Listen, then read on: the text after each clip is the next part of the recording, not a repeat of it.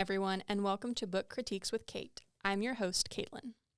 In today's show, I'm going to cover the book Eragon by Christopher Paolini.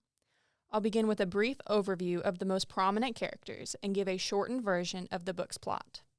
I will add in my personal opinion on the overall book and what impressions the characters left on me as I go along through this episode. Finally, I will move on to my last topic and discuss the similarities between Eragon and the Lord of the Rings trilogy written by J.R.R. Tolkien. So to begin, I will read a summary of the plot from the book's page on bookbrowse.com. When Eragon finds a polished blue stone in the forest, he thinks it is the lucky discovery of a poor farm boy. Perhaps it will buy his family meat for the winter.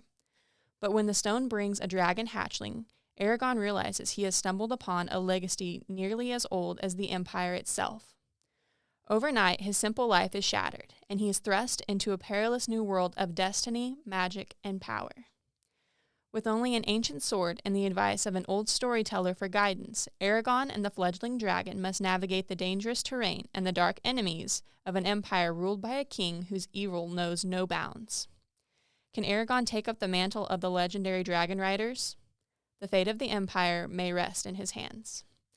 So to give a little more information and backstory, the story of Eragon takes place in the fantasy world of Iglesia. Eragon was orphaned from birth when his mother left him to the care of his uncle Garrow. When his dragon Saphira hatched, monsters known as the Razak come hunting for her. When his uncle Garrow is killed and the family farm is burned, Eragon vows revenge. The village storyteller Brahm promises that he will help Eragon train and hone the powers and the abilities he gained when he and Saphira bonded. Eragon, Brahm, and Saphira all together traverse the Empire hunting the Razak and uncovering more of the bloody past of when the Dragon Riders disappeared long, long ago.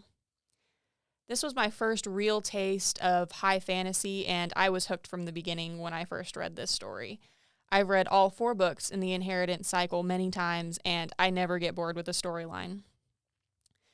Personally, I think that Eragon is the stereotypical orphan. He's trying to find his place in the world and leave his mark, but make sure that people know who he is.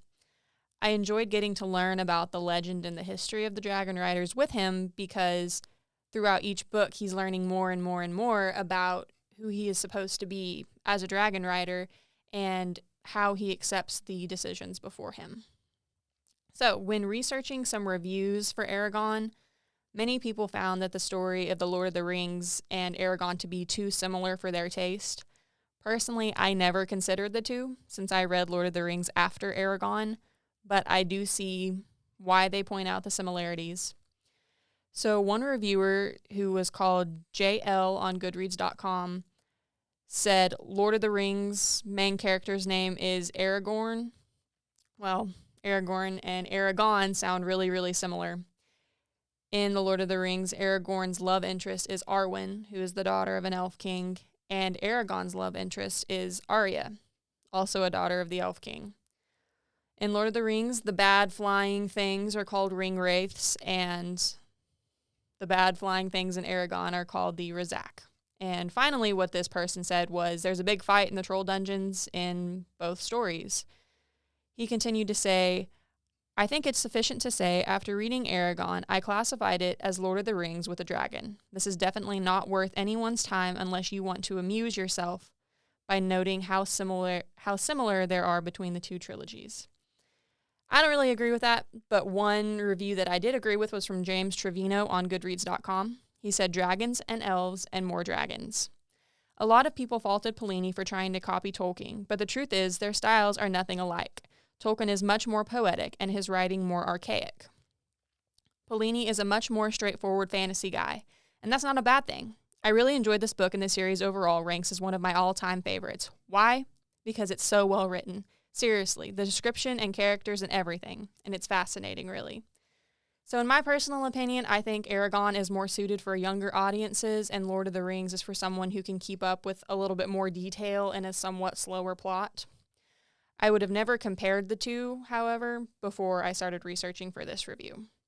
So to wrap everything up, Eragon is a high fantasy story similar to Lord of the Rings, filled with dragons, magic, and mystery.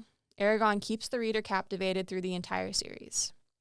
Thank you for tuning in this week. If you like this content, please like and share this video, and remember to subscribe to NWTV7 for future episodes. Have a good day, everyone.